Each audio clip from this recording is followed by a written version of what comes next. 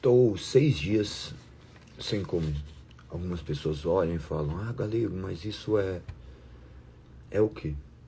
É um processo de regeneração e transformação. Não só do corpo, como da mente. Buscar se conhecer é necessário, saber as suas limitações, saber o quão você frágil é e o quão dependente você é. Eu convido vocês a refletirem acerca dessas coisas. Eu não fico aqui sugerindo para que vocês façam determinadas coisas, mas para que vocês se conheçam. Essa leitura diária tem sido transformadora em todos os sentidos. Eu já tenho o hábito de leitura há muitos anos, contudo, a questão é, não adianta só eu saber. É necessário que as pessoas que estejam ao meu redor também avancem e possam crescer em conhecimento. E creio que essa é a vontade de Deus. Crescer não só corporalmente, mas fisicamente.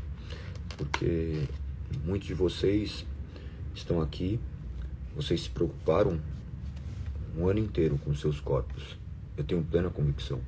Se eu só perguntar a vocês, quem de vocês ficou pelo menos 2 dias sem comer, não vai ter ninguém.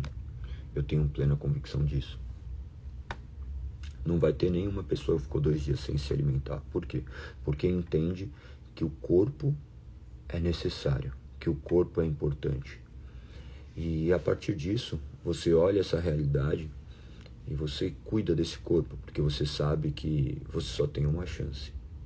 Ocorre que do seu espírito você não pensa dessa forma. Se eu for perguntar quantos dias você ficou sem ler a Bíblia de 365, muito provavelmente você leu apenas aos domingos. Você tem uma Bíblia que você leva ela para passear aos domingos. Ou melhor, desculpa, cometi um equívoco. Talvez você nem a leve para passear no domingo, porque ela está aberta apenas na cabeceira da sua cama como um mero enfeite, com pó acumulado,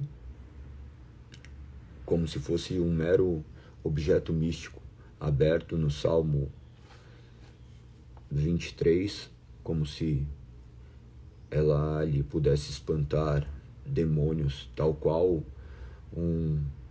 uma réstia que espanta morcegos.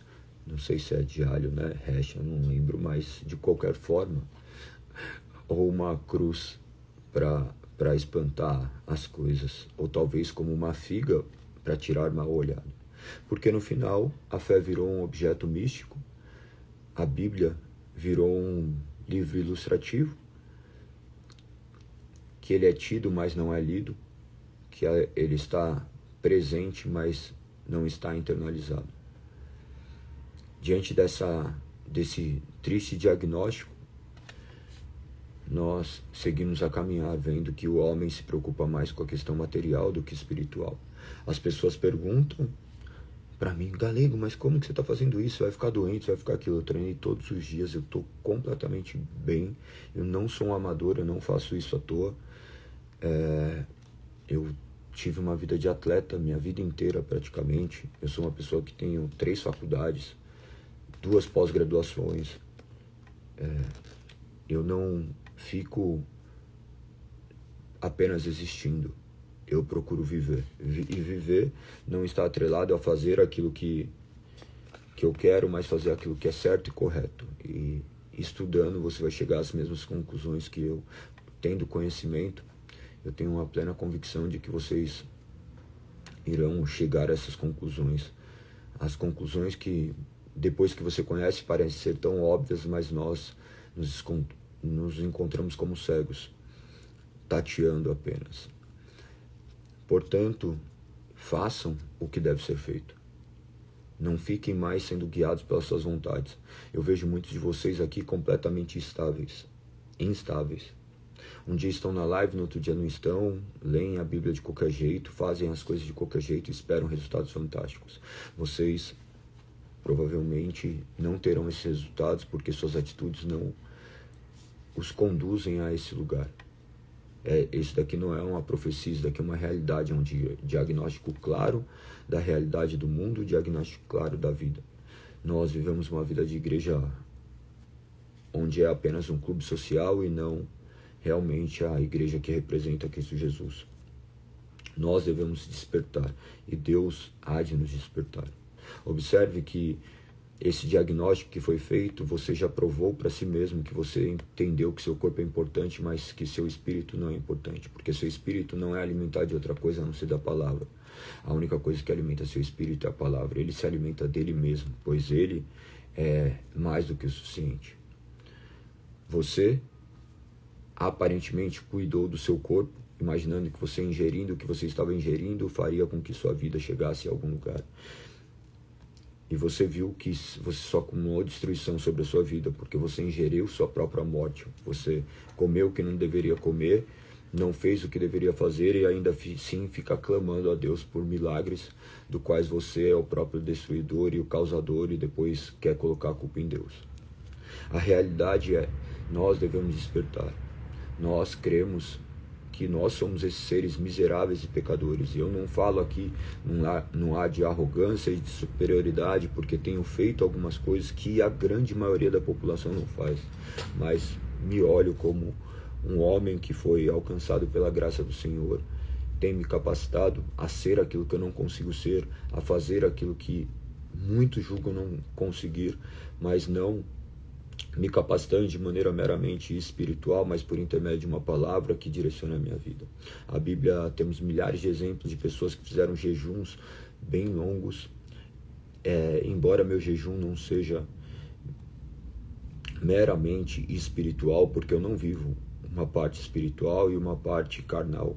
A minha vida está num todo mergulhada naquilo que eu creio. Eu não visto uma máscara e falo, hoje eu sou cristão, em outro lugar não.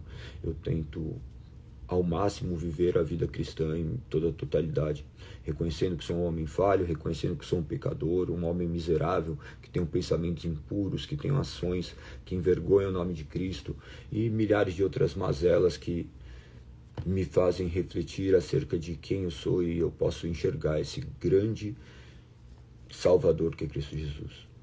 Nós temos nos deparado com as Sagradas Escrituras buscando reconhecer quem Cristo é. As Sagradas Escrituras, nós não estamos apenas a lendo, mas nós estamos sendo lidos por ela. Que você também possa entrar nessa jornada para que você possa viver a integridade do homem e não vinculando a sua vida a essa dicotomia entre corpo e alma e espírito, tá? Eu entendo o ser humano dessa forma. Quem acompanha mais já sabe. Então, mas de forma integral, sabendo que tudo reflete no seu físico e no seu espírito. Da mesma forma que você pensar coisas ruins, reflete no seu corpo. Da mesma forma que você viver coisas ruins, reflete no seu espírito. Então, procurar viver essa integridade. Eu estimulo vocês a serem o que vocês, porventura, vão enxergar que não conseguem e clamar a Deus para serem aquilo que não conseguem ser, porque tudo que fizermos de bom, nós devemos render glórias a Deus, que é nosso único Senhor, que governa as nossas vidas, que nos direciona aquilo que é bom, porque senão caminharemos pelas malignidades da nossa carne, da nossa natureza humana. Que Deus possa os guiar, que Deus possa os direcionar, que vocês vivam em oração, com os olhos abertos, clamando, vigiando e orando. Aquele que está de pé, vigie para que não caia e clame ao Senhor para que o sustente. Essa é a minha oração de hoje. Talvez vocês estejam acostumados. Galego, vou orar, fechar os olhos, fazer isso. Quem disse que as orações precisam ser de olhos fechados? Quem disse que as orações precisam ser de determinadas formas? As orações necessitam ser direcionadas àquele que é o Criador. E nossas palavras também são ouvidas pelo Criador e devem glorificar o nome dele. Então eu convido vocês hoje a um dia de profunda reflexão. Eu convido vocês a hoje se desafiarem a fazerem as coisas de maneira diferente. Mas Galego, o que vai acontecer comigo? Não sei. Mas eu sei que Deus há de auxiliar nas suas fraquezas e te capacitar a ser aquilo que você não é. que nós possamos hoje viver um dia para a honra e glória de Deus da melhor forma possível. Estimule mais pessoas a também irem adiante. Está aqui mais um dia, nosso dia 407 de lives, nossa live de número 6, abordando o capítulo de número 49 em diante de Gênesis. Nós temos utilizado a Bíblia da versão NVT e quando iniciamos, lemos ela de maneira integral. Hoje eu falei um pouquinho mais, justamente para trazer alguns esclarecimentos, porque eu recebo muitas mensagens acerca desses questionamentos. Talvez alguns de vocês aqui tenham se questionado, porque podem acompanhar no meu perfil pessoal, e para evitar de milhares de perguntas é bom já trazer este esclarecimento. Que o nome do Senhor seja louvado, engrandecido. Vamos à leitura. Já vamos terminar o livro de Gênesis. Então, em 6 dias nós conseguimos terminar o livro de Gênesis. 50 capítulos, a média de 2 capítulos por dia em 6 dias. Ou melhor, 2 capítulos por dia. Em 6 dias nós já ultrapassaremos então Gênesis, para ver como um pouquinho de constância te leva a lugares do quais vale a pena viver. Agora nós vamos, nossa live provavelmente até 7 horas. Se você não conseguir terminar, ou se você por algum motivo tiver que parar, que você depois retorne e cumpra aquilo que deve ser cumprido. Você tem 24 horas no seu dia que você faça aquilo que deve ser feito. Perfeito? Tamo junto, vamos para cima, que Deus nos abençoe e nos direcione, ilumine nosso entendimento para que possamos compreender as suas sagradas escrituras, que o Espírito nos guie. A palavra do Senhor, no capítulo 49 de Gênesis, diz... Calma aí, deixa eu preparar minha água, porque começa a me dar sede às vezes, e eu já vou deixá-la aqui.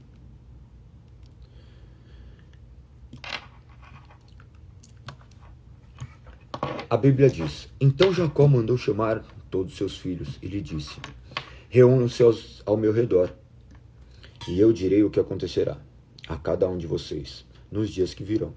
Venham e ouçam, filhos de Jacó.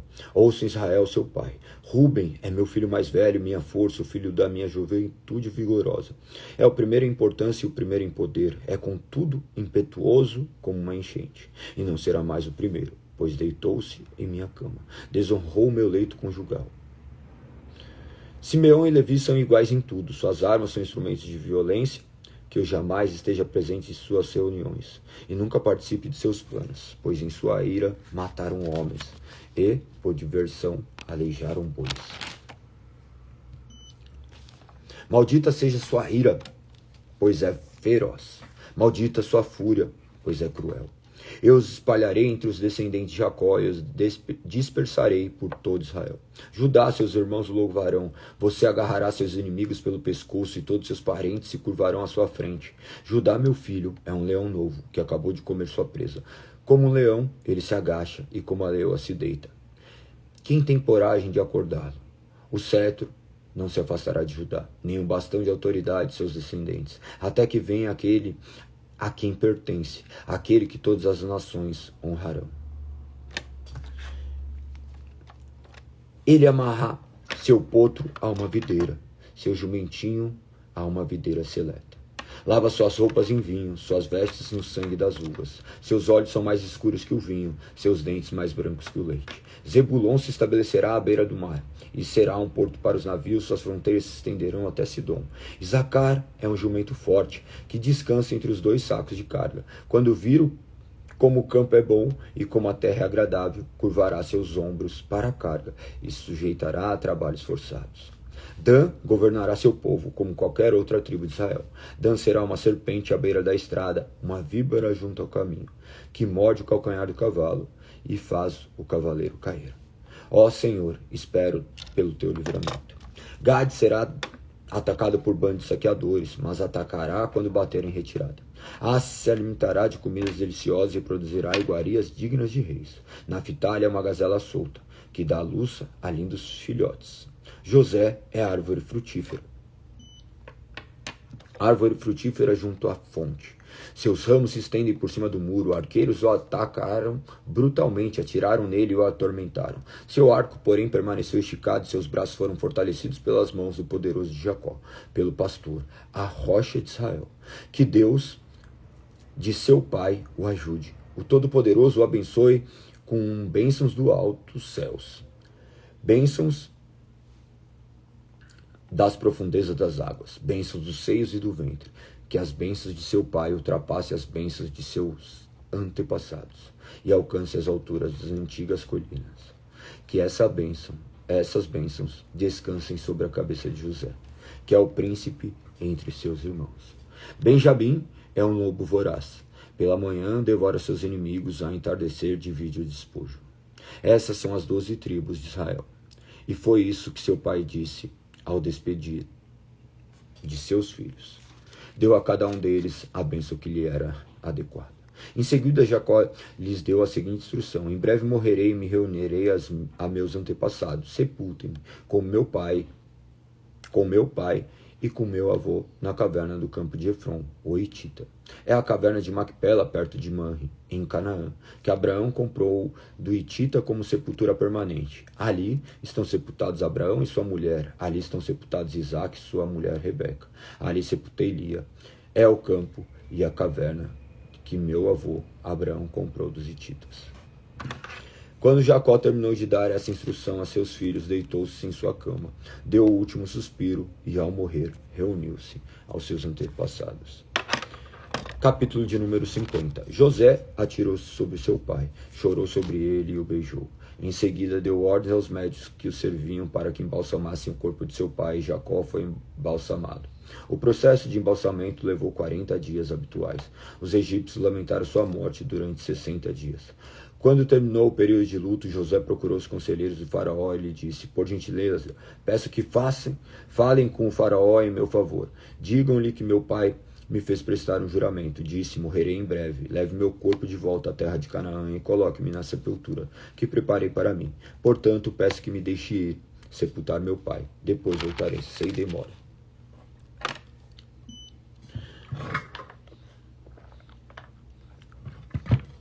O faraó atendeu ao pedido de José e disse: vai, sepulte seu pai, como ele o fez prometer. Então José partiu para sepultar seu pai. Foi acompanhado de todos os oficiais do faraó, todos os membros mais importantes da casa do faraó e todos os oficiais de alto escalão do Egito. José também levou consigo toda a sua família, e seus irmãos e a família deles. As crianças pequenas, os rebanhos e o gado, porém, deixaram na terra de Gosém. Muitas carruagens e seus condutores acompanharam José, formando um grande cortejo. Quando chegaram à eira de Atade, perto do rio Jordão, realizaram uma grande cerimônia fúnebre, com um período de 7 dias de luto pelo pai de José. Os cananeus que moravam na região os viram chorar a eira de Atade e mudaram o nome de lugar, que fica próximo ao Jordão, para Abel Misraim, pois disseram: este é um lugar de lamento profundo para esses egípcios. Assim, os filhos de Jacó fizeram o que lhes havia ordenado. Levaram seu corpo para a terra de Canaã e sepultaram na caverna do campo de Macpela, perto de Manre. Essa é a caverna de Abraão, que Abraão havia comprado de Efron, o Hitita, como sepultura permanente. Depois de sepultar Jacó, José voltou para o Egito com seus irmãos e com todos os que haviam acompanhado. Uma vez que seu pai estava morto, porém os irmãos de José ficaram temerosos e disseram: agora José mostra sua ira e se vingará de todo o mal que lhe fizemos. Por isso enviaram a seguinte mensagem a José: antes de morrer, nosso pai mandou que lhe disséssemos: por favor, perdoe seus irmãos pelo grande mal que lhe fizeram, pelo pecado que cometeram ao tratá-lo com tanta crueldade. Por isso nós, servos do Deus de seu pai, suplicamos que você perdoe nosso pecado. Quando José recebeu a mensagem e começou a chorar. Depois que seus irmãos chegaram, se curvaram com o rosto no chão e diante de José: somos seus escravos, disseram eles. José respondeu: não tenham medo de mim. Por acaso sou Deus para castigá-los? Vocês pretendiam me fazer o mal, mas Deus planejou tudo para o bem. Colocou-me neste cargo para que eu pudesse salvar a vida de muitos. Não tenham medo, continuarei a cuidar de vocês e seus filhos. Deste modo ele os tranquilizou e ao tratá-los com bondade. José, seus irmãos e sua família continuaram a viver no Egito. José viveu 110 anos. Chegou a haver 3 gerações de descendentes de seu filho Efraim, e o nascimento dos filhos de Maquir, filho de Manassés, os quais ele tomou para si como se fossem seus. José disse a seus irmãos: em breve morrerei, mas certamente Deus os ajudará e os tirará desta terra. Ele os levará de volta para a terra que prometer solenemente dar a Abraão, Isaque e Jacó. Então José fez os filhos de Israel prestarem um juramento e disse: quando Deus vier ajudá-los e conduzi-los de volta, levem meus ossos com vocês. José morreu com 110 anos. Os egípcios embalsamaram e o colocaram em um caixão no Egito. Capítulo 1 do livro de Êxodo. Esses são os nomes dos filhos de Israel que se mudaram para o Egito com Jacó, cada um com sua família: Ruben, Simeão, Levi, Judá, Isacar, Zebulon, Benjamim, Dan, Naftali, Gad e Asser. Ao todo, desceram ao Egito 70 descendentes de Jacó, incluindo José, que estava lá. Com o tempo, José e seus irmãos morreram e toda aquela geração chegou ao fim. Mas seus descendentes israelitas tiveram muitos filhos e netos, multiplicaram-se tantos que se fortaleceram e encheram a terra. Por fim, subiu ao poder do Egito um novo rei que não sabia coisa alguma sobre José. O rei disse a seu povo: vejam, agora o povo de Israel é mais numeroso e mais forte que nós. Precisamos tramar um plano para evitar que se tornem mais numerosos. Se não o fizermos e houver guerra, eles se unirão a nossos inimigos, lutarão contra nós e depois fugirão dessa terra. Assim os egípcios nomearam capatazes para dirigir o trabalho do povo. Sob opressão, os israelitas construíram Pitom e Ramsés, 2 cidades que serviam de centro de armazenamento para o faraó. Porém, quanto mais eram oprimidos, mais os israelitas se multiplicavam e se espalhavam, mais preocupados os egípcios ficavam. Por isso, os egípcios forçavam com crueldade e trabalho pesado. Tornaram a vida deles amarga, obrigando a preparar argamassa, produzir tijolos e fazer todo o trabalho nos campos. Eram cruéis em todas as suas exigências. O faraó, rei do Egito, deu a seguinte ordem às parteiras hebreias Sifrá e Puá: quando ajudarem as hebreias a dar luz, preste atenção durante o parto. Se for menino, matem o bebê; se for menina, deixem que viva. Mas as parteiras temiam a Deus e se recusaram a obedecer à ordem do rei. Assim deixaram os meninos viver. Então o rei do Egito mandou chamar as parteiras e lhes perguntou: por que fizeram isso? Por que deixaram os meninos viver? As mulheres hebreias não são como as egípcias, responderam as parteiras ao faraó. São mais vigorosas e dão luz com tanta rapidez que não conseguiram chegar ao tempo. Deus foi bondoso com as parteiras. Os israelitas continuaram a multiplicar-se e tornaram-se cada vez mais fortes. E, porque as parteiras temeram a Deus, ele deu a cada uma delas a sua própria família. Então o faraó deu a seguinte ordem a todo o seu povo: lancem no rio Nilo todos os meninos hebreus recém-nascidos, mas deixem as meninas viver.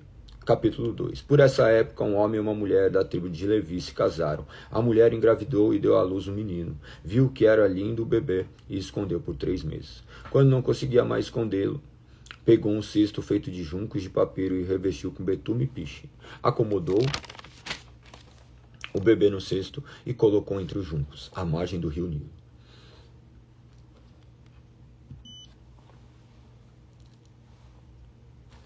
A irmã do bebê ficou observando a certa distância para ver o que lhe aconteceria.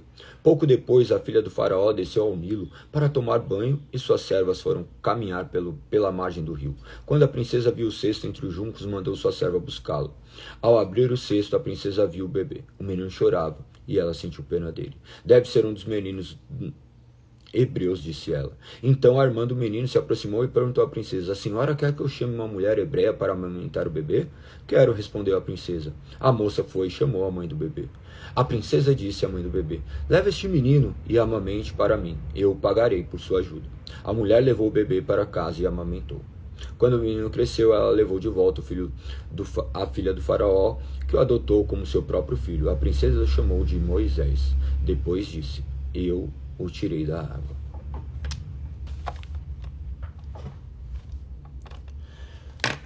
Anos depois, já adulto, Moisés foi visitar seu povo e descobriu que eles eram forçados a realizar trabalhos pesados. Durante sua visita, um egípcio espancar um hebreu. um homem de seu povo. Olhou para todos os lados e, não avistando ninguém por perto, matou o egípcio. Em seguida, escondeu o corpo na areia. No dia seguinte, quando Moisés saiu novamente para visitar seu povo, viu 2 hebreus brigando. Por que você está espancando seu amigo? Perguntou Moisés, ao que havia começado a briga. O homem respondeu, quem o nomeou nosso príncipe e juiz? Vai me matar como matou o egípcio? Moisés teve medo e pensou, com certeza todos já sabem o que aconteceu. E, de fato, o faraó tomou conhecimento do que havia acontecido e tentou matar Moisés. Mas ele fugiu e foi morar na terra de Midian.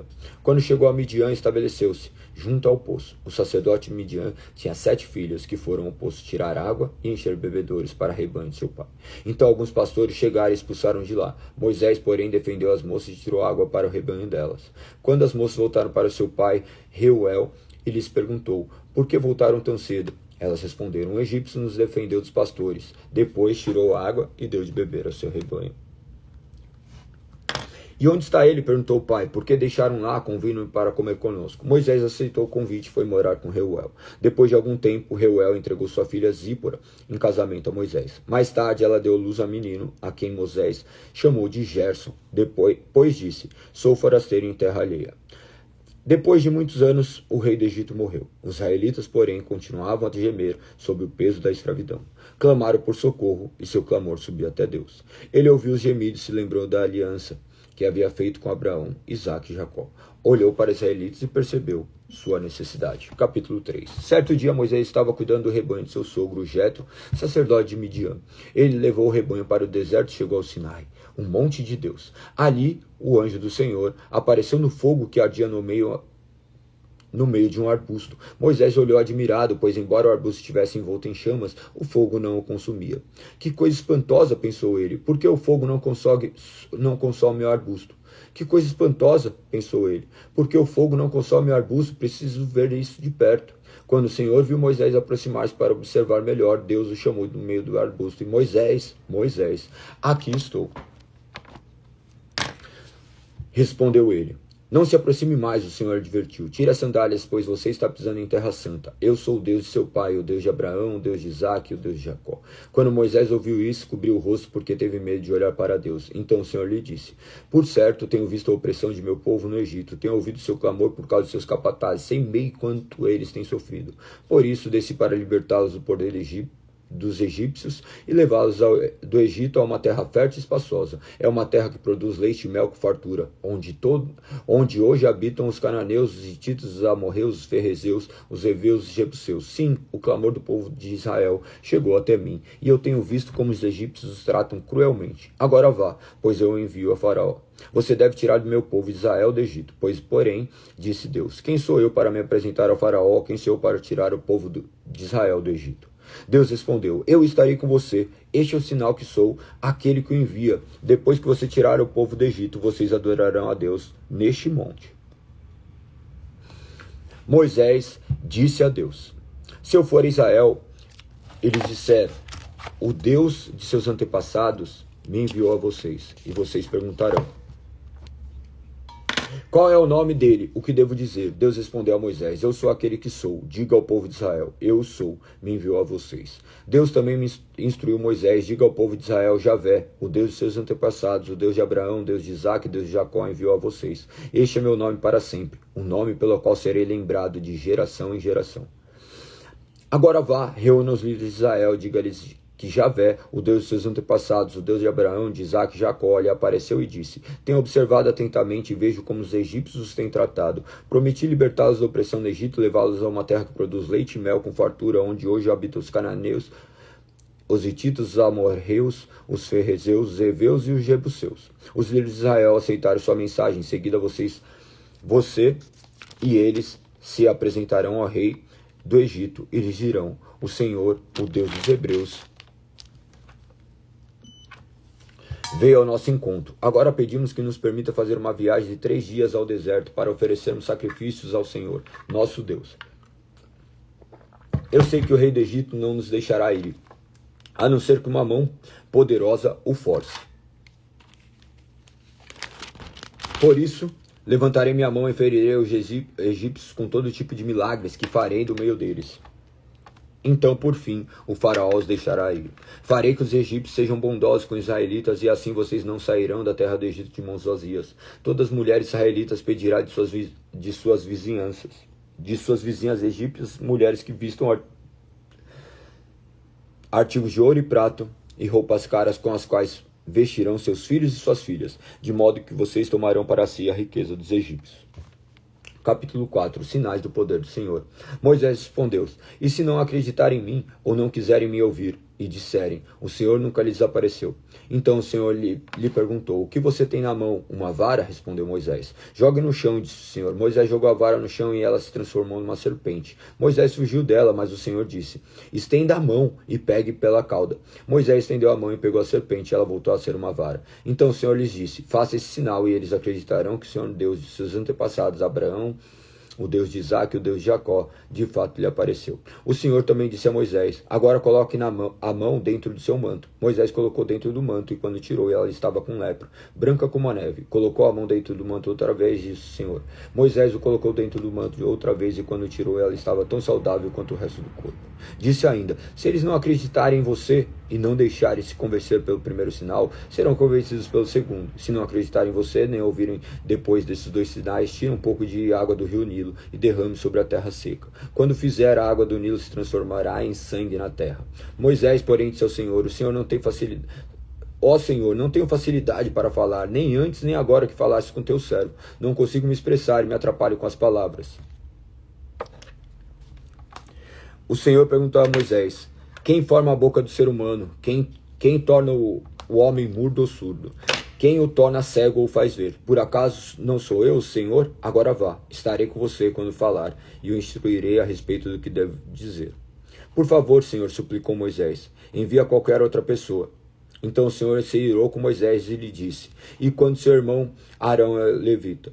Quanto a seu irmão Arão, levita. Eu sei que ele fala bem, vejo que ele está vindo ao seu encontro e se alegrará em vê-lo. Fale com ele e diga as palavras que ele deve transmitir. Estarei com vocês dois quando falarem, instruirei a respeito do que devem fazer. Arão falará por você diante do povo, e ele será seu porta-voz, e você será como Deus para ele. Leve com você a vara e use para realizar os sinais que eu lhe mostrei. Moisés voltou à casa de Jetro, seu sogro, e lhes disse: Por favor, permita-me voltar ao Egito para procurar seus parentes. Nem sei se ainda vivem. Vá em paz, respondeu Jetro. Antes de Moisés partir de Midian, o Senhor lhes disse: Volte ao Egito, pois todos os que queriam matá-lo já morreram. Então Moisés tomou sua mulher e seus filhos, montou no jumento e voltou para a terra do Egito. Levava na mão a vara de Deus. O Senhor disse a Moisés: Quando chegar ao Egito, apresente-se ao faraó e faça todos os milagres para os quais eu o capacitei. Contudo, endurecerei o coração dele para que se recuse a deixar o povo sair. Você dirá ao faraó: Assim diz o Senhor: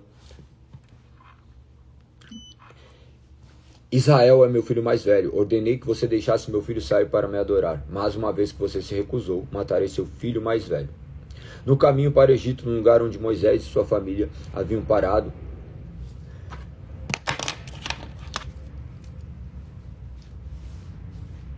a fim de passar a noite, o Senhor confrontou e estava prestes a matá-lo. Mas Zípora pegou uma faca de pedra, circuncidou seu filho, com o prepúcio tocou os pés de Moisés e lhe disse: Agora você é para mim um marido de sangue.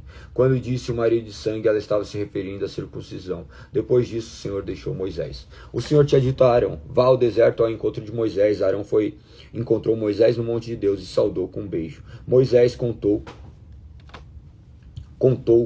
a Arão tudo que o Senhor havia ordenado que ele dissesse, e falou também sobre os sinais que deveria realizar. Então Moisés e Arão voltaram ao Egito e convocaram uma reunião com todos os líderes de Israel. Arão lhes comunicou tudo o que o Senhor tinha dito a Moisés e realizou os sinais diante deles. O povo de Israel se convenceu de que o Senhor tinha enviado Moisés e Arão quando ouviram que o Senhor se preocupava com eles e tinha visto seu sofrimento, prostraram-se e adoraram. Capítulo 5. Depois disso, Moisés e Arão foram ver o faraó e declararam: Assim diz o Senhor, Deus de Israel: Deixe meu povo sair para celebrar uma festa em minha honra no deserto.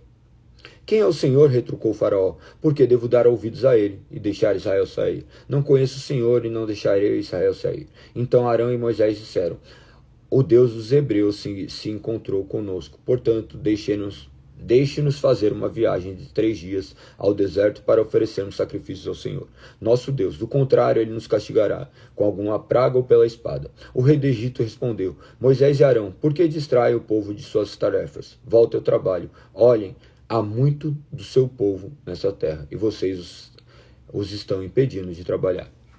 Naquele mesmo dia, o faraó deu a seguinte ordem aos capatazes egípcios e aos supervisores israelitas: não forneçam mais palha para o povo fazer tijolos, de agora em diante eles mesmos devem juntá-los. No entanto, continue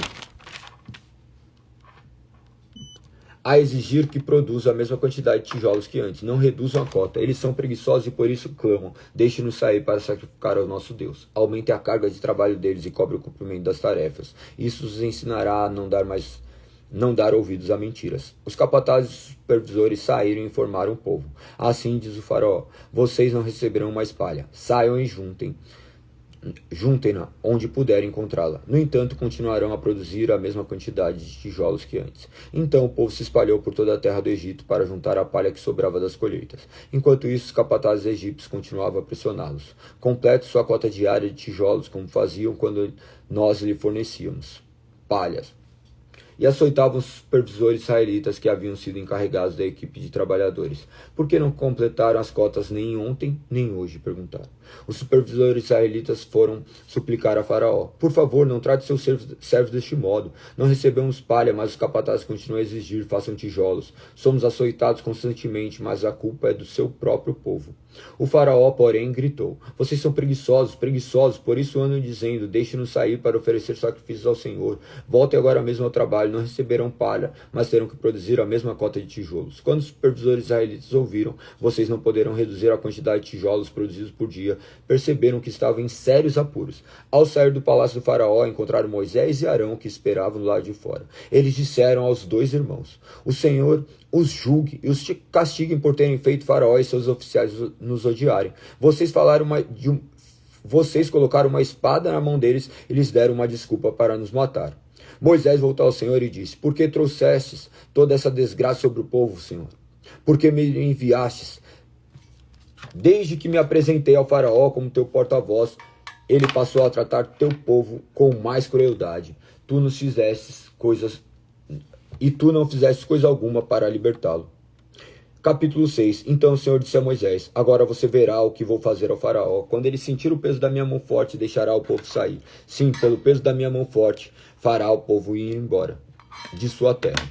Deus também disse a Moisés: eu sou Javé, o Senhor. Apareci a Abraão e Jacó como El Shaddai, o Deus Todo-Poderoso. Mas não lhes revelei meu nome, Javé. Estabeleci com eles a minha aliança, mediante a qual prometi dar a terra de Canaã, onde viviam como estrangeiros. Esteja certo de que ouvi os gemidos dos israelitas e que agora são escravos dos egípcios, e me lembrei da aliança que fiz com eles. Portanto, diga ao povo de Israel: eu sou o Senhor. Eu os libertarei da opressão, eu os livrarei da escravidão no Egito. Eu os resgatarei com meu braço poderoso e com grandes atos de julgamento. Eu os tomarei como meu povo e serei o seu Deus. Então vocês saberão que eu sou o Senhor, seu Deus, que os libertou da opressão no Egito. Eu os levarei à terra que jurei dar a Abraão, Isaque e Jacó, eu os darei a vocês como propriedade. Eu sou o Senhor. Moisés transmitiu ao povo essa mensagem do Senhor, mas eles já não quiseram lhes dar ouvido. Estavam desanimados por demais por causa da escravidão brutal que sofriam. Então o Senhor disse a Moisés: volte a Faraó, rei do Egito, e diga a ele que deixe o povo de Israel sair de sua terra. Mas, Senhor, retrucou Moisés, os israelitas já não querem me dar ouvidos. Como posso esperar que o Faraó me escute? Tenho tanta dificuldade para falar. O Senhor, porém, falou com Moisés e Arão e lhe deu ordem sobre os israelitas, sobre o Faraó, rei do Egito, para tirarem do povo de Israel do Egito. Esses são os chefes dos clãs dos antepassados de Israel. Os filhos de Ruben, o filho mais velho de Israel, foram Enoque, Palu, Esrom e Carmi. Seus descendentes formaram os clãs de Ruben. Os filhos de Simeão foram Gemuel, Jamim, Oade, Joaquim, Zoar, Saul. A mulher de Saul era cananeia. Seus descendentes se tornaram os clãs de Simeão. Esses são os descendentes de Levi, conforme relacionados aos registros da família. Os filhos de Levi foram Gerson, Coate e Merari. Levi viveu 137 anos.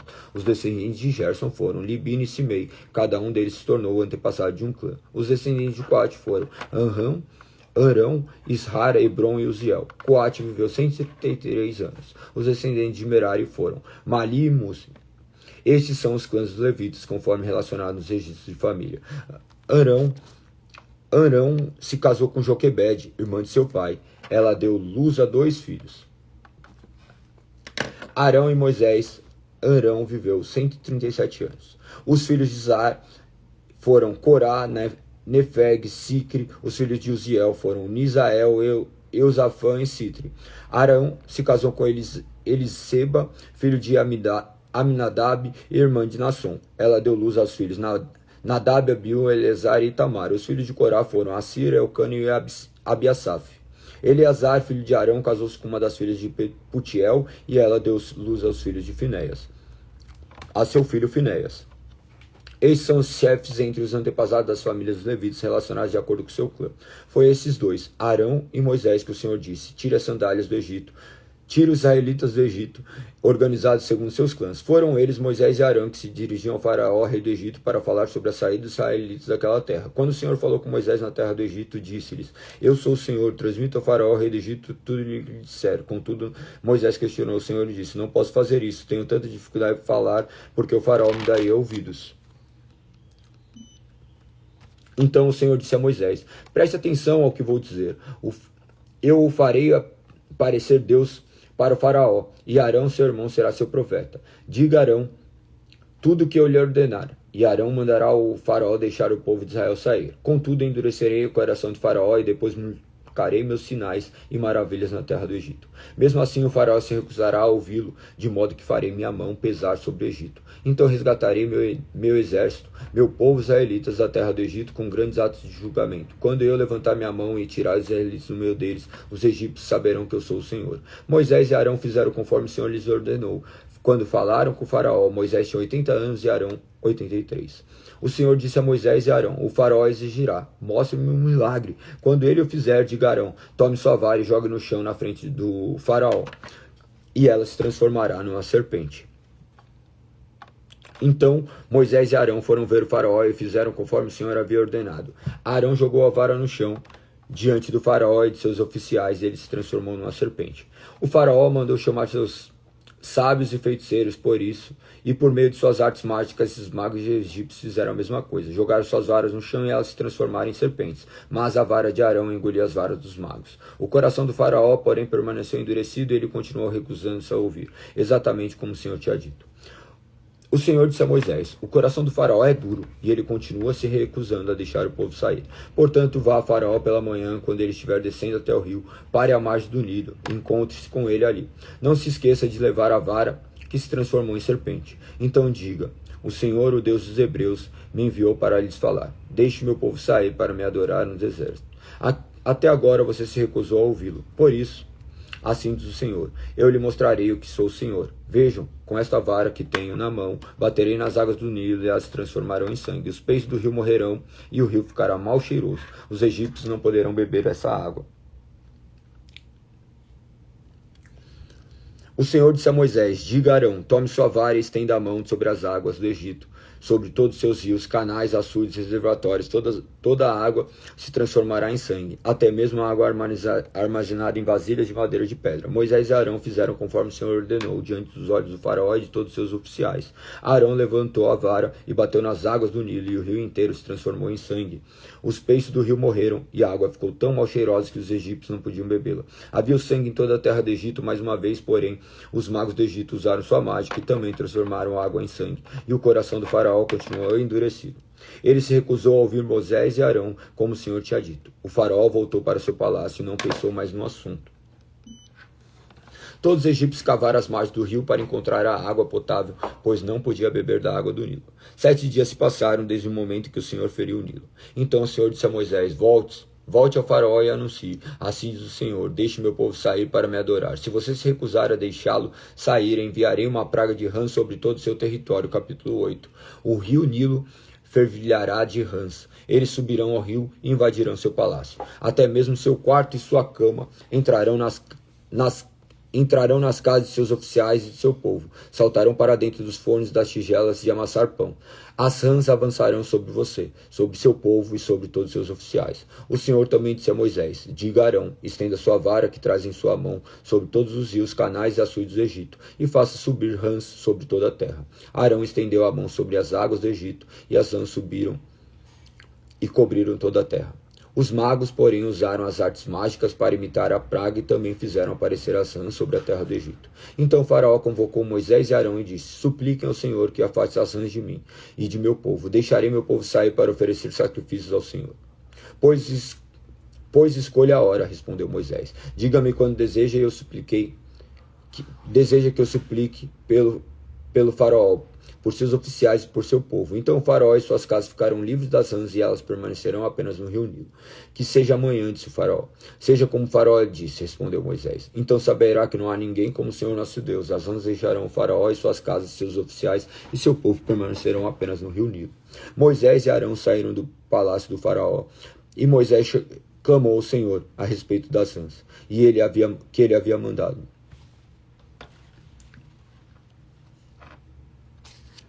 Que ele havia mandado para afligir o faraó. O Senhor fez exatamente conforme Moisés tinha dito. Todas as rãs das casas, nos pátios e nos campos morreram. Os egípcios as juntaram em montões, e um fedor terrível encheu a terra. Mas, quando o faraó percebeu que a situação havia melhorado, o seu coração se endureceu, e ele se recusou a dar ouvidos a Moisés e a Arão, como o Senhor tinha dito. Então o Senhor disse a Moisés: Diga a Arão, estenda a vara e bata no chão, e o pó se transformará em enxames de piolhos, em toda a terra do Egito. Moisés e Arão assim fizeram. Quando Arão estendeu a mão e bateu no chão com a vara, piolhos infestaram toda a terra e cobriram os egípcios e seus animais. Todo o pó da terra do Egito se transformou em piolhos. Os magos do faraó tentaram fazer o mesmo com suas artes mágicas, mas não conseguiram.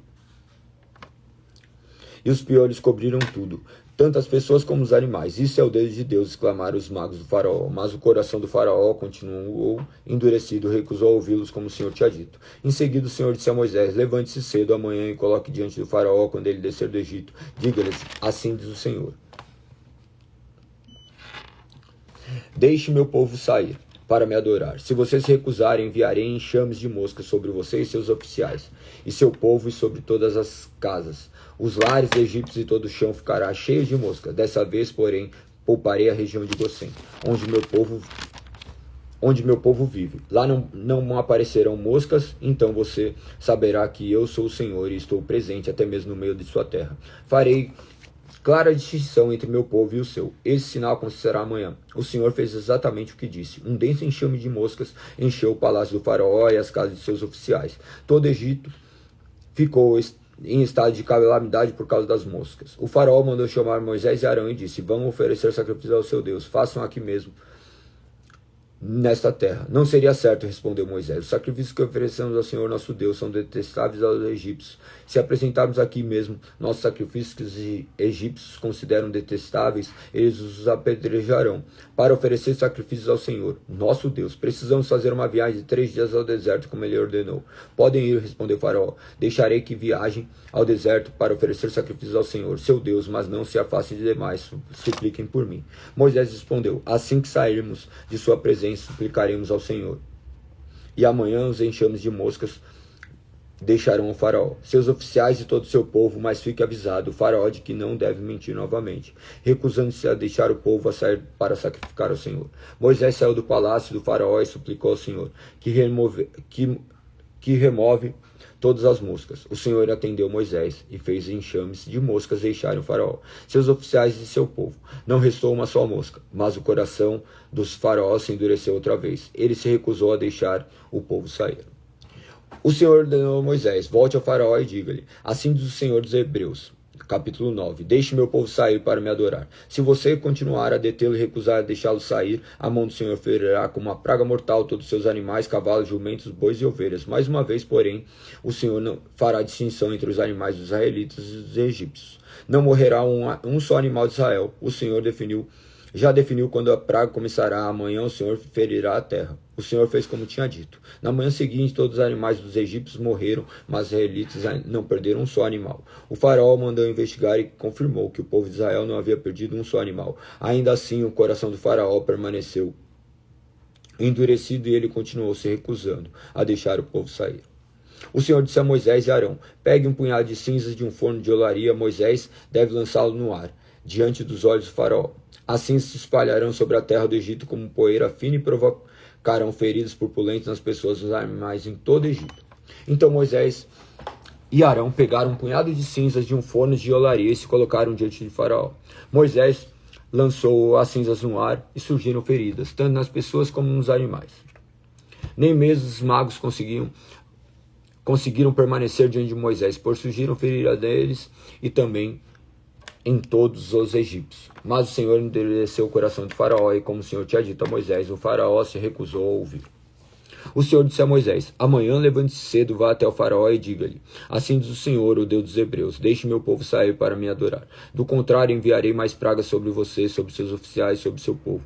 Então você saberá que não há ninguém como eu em toda a terra. A essa altura eu poderia ter estendido a mão e ferido você e seu povo com uma praga que os apagaria da face da terra. Mas eu o poupei a fim de lhe mostrar meu poder e propagar meu nome por toda a terra. Ainda assim você se exalta sobre o meu povo, recusando de deixá-lo sair. Por isso, amanhã, a esta hora, enviarei a tempestade de granizo mais devastadora de toda a história do Egito. Rápido, mande seus animais servos deixarem o campo e procurarem abrigo. Quando o granizo cair, todas as pessoas e animais que estiverem ao ar livre morrerão. Alguns dos oficiais de Faraó se atemorizaram com o que o Senhor tinha dito. Sem demores, recolheram seus servos e animais nos campos. Mas aqueles que não deram atenção às palavras do Senhor deixaram seus rebanhos e servos no campo. Então o Senhor disse a Moisés: estenda a mão em direção ao céu, para que caia granizo sobre toda a terra do Egito, sobre as pessoas, sobre os animais, sobre todas as plantas em toda a terra do Egito. Moisés estendeu a vara em direção ao céu, e o Senhor mandou trovões e granizo, além de raios que caíam sobre a terra. O Senhor enviou uma terrível tempestade de granizo sobre todo o Egito. Nunca em toda a história do Egito houve uma tempestade como aquela. Com granizo tão devastador e raios tão constantes, a chuva de granizo deixou toda a terra do Egito em ruínas, destruiu tudo o que estava no campo. Tanto pessoas como animais e plantas, até mesmo árvores, foram despedaçadas. O único lugar em que não caiu granizo foi na região de Gossém, onde vivia o povo de Israel. Então Faraó mandou chamar Moisés e Arão. Desta vez eu pequei, disse ele. O Senhor é justo, eu e meu povo somos culpados. Por favor, suplique ao Senhor que ele ponha fim a tempestade horrível de trovões e granizo. Já chega, eu os deixarei ir. Não precisam mais ficar aqui. Moisés respondeu: assim que eu sair da cidade, estenderei as mãos ao Senhor. Os trovões e o granizo cessarão, e o Faraó saberá que a terra pertence ao Senhor. Mas sei que o Faraó e seus animais ainda não temem o Senhor Deus.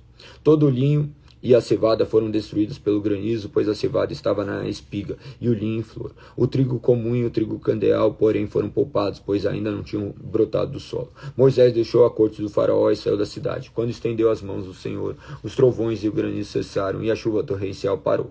Ao perceber que a chuva de granizo e os trovões haviam cessado, o Faraó voltou a pecar. E seu coração mais uma vez se endureceu, assim como o de seus oficiais. Uma vez que seu coração continuava endurecido, o Faraó se recusou a deixar o povo sair, como o Senhor tinha dito por meio de Moisés. Até aqui, final do capítulo 9. Que o nome do Senhor seja exaltado. Amanhã nós partiremos para o próximo capítulo. Nós terminamos nossa leitura em 40 minutos e 17 segundos. Amanhã será o dia 7. Dia 7, calma aí, deixa eu ver tudo certinho aqui, para não errar nas contas. Amanhã será o dia 7. Amanhã também é dia 7/1/26. Nossa live de número 408. 408, nós leremos a partir do capítulo 10. Hoje nós lemos do 49 a Êxodo 10.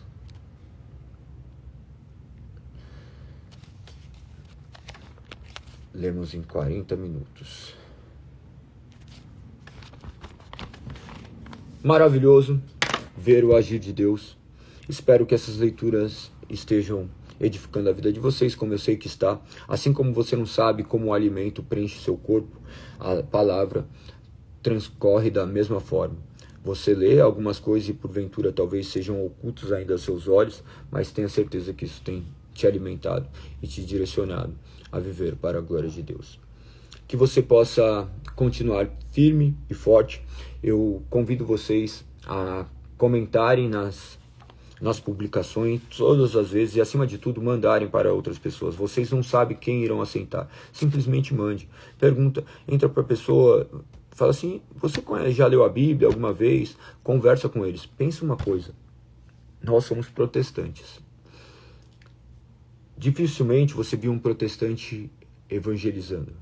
Você já deve ter visto, claro, porque isso também faz parte, mas é muito raro comparado a outras crenças que não creem em Cristo como único e suficiente Salvador. Você vai ver o Testemunha de Jeová, os Mormons, eles possuem um ativismo fora do normal. Imagina que o nosso Deus, crendo ser Ele verdadeiro, santo e poderoso, não tem nos capacitado a isso. Hoje nós temos a revolução digital. Se você mandar essas mensagens para alguém, provavelmente alguma pessoa será impactada por essa mensagem. Portanto, eu os encorajo a ir adiante, a fazerem isso e também a comentarem lá. Quando vocês comentarem, coloque o dia que vocês estão e coloque um verso, coloque uma frase, dê o seu jeito lá, apenas para que o algoritmo entenda que esse conteúdo tem engajamento e possa atingir mais pessoas. E nós cremos que o dono do algoritmo também é o Senhor, e Ele há de enviar a mais pessoas, mas que nós não sejamos negligentes nas nossas obrigações. Nós temos o papel de levar a palavra a mais pessoas, portanto, que vocês assim o façam. Espero todos vocês, Eliane, Osvaldo, hoje à noite, às 20 horas, para cultuarmos ao Senhor. Nós continuaremos a exposição de Romanos, dia após dia, que o nome do Senhor seja exaltado e glorificado. Parabéns a todos que o Senhor tem feito permanecer, Edu, Mônicas, né? Tem 2 Mônicas, estejam lá também. Quem é de São Paulo, ali na Vila Olímpia, você consegue chegar, é bem acessível. Venha fazer parte também, estar em comunhão conosco, para que o nome do Senhor seja glorificado. É isso. Tiago também, convido você, não sei se é de São Paulo, mas o Tiago sempre esteve conosco, que você possa um dia nos visitar para que possamos nos conhecer. E é isso, perfeito? A Silvia acho que não está no Brasil, né? E obrigado a todos que têm ajudado, obrigado Gandhi por ter escrito, copiado e colocado. Ora você, ora a Silvia tem feito isso. Eu tenho começado, não 5h59, porque eu tenho todo esse tempinho de preparação antes, mas provavelmente eu comece no horário que muitas vezes quando eu começo no horário tem só eu, e daí eu falo, vou esperar um pouquinho, porque eu entendo também as nossas limitações, eu também sou muito limitado, e por vezes daí eu fico inventando desculpa para não começar no horário, mas não no sentido de desculpas, apenas meras desculpas, mas fazendo algumas outras coisas e entendendo que mas não se trata de vocês, se trata de mim. Então 5h59 estejam aqui para a honra e glória do Senhor, para que possamos fazer aquilo que deve ser feito. Que o nome do Senhor seja exaltado e glorificado. Amanhã estaremos juntos aqui, se Deus assim permitir, para quem eu vou ver daqui a pouco, até daqui a pouco. Que Deus nos guarde, nos direcione e nos abençoe. Continue a ler a sua palavra e meditar na palavra que Ele deixou para que pudéssemos ser guiados. Mais um dia, mais oportunidade de glorificar o nome do Senhor. Eu tive milhares de reflexões ao meio dessa leitura, do quais eu poderia compartilhar com vocês, mas daí eu começo a falar e eu não paro. Mas apenas para vocês refletirem, talvez vocês cresceram com aquela ideia de que Moisés foi encontrado num barco, num cestinho em meio ao rio, naquela correnteza, onde ele brigava com a correnteza, e vocês viram que não se tratava de nada disso. Ele foi deixado simplesmente ali em meio aos juncos, à margem do rio Nilo. A margem não se trata de um lugar onde teria toda essa parafernália. Por isso que é importante lermos, ao invés de ficarmos vendo imagens, livros ilustrados. Nós devemos ler e contemplar isso. Da mesma forma que você cresceu vendo Moisés com um cajado na mão, fazendo todos os milagres, e vocês viram que ele estava sempre na mão de Arão. Espero que essas curiosidades o ajudem a avançar. Você que chegou agora, você que chegou tarde, vai lá e assista novamente, para que o nome do Senhor possa ser glorificado. Perfeito? Tamo junto, um beijo no coração. Até amanhã, se Deus assim permitir. Fui.